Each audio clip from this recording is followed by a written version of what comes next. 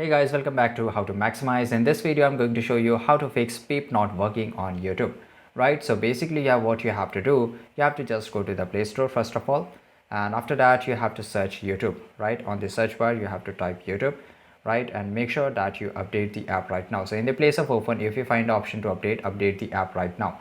And after that, you have to just go to the setting of your phone. And as you go in the setting of your phone, you have to scroll a little bit down and you have to click on the apps, and here you have to click on the app management, and after that you have to select, let me show you. So basically here you have to find YouTube, right?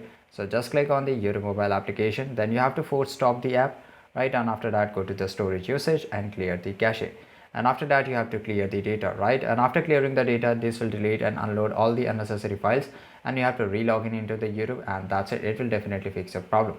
So this is it guys. If you found this video really helpful, make sure to like this video, subscribe our channel, and see you guys in the next video.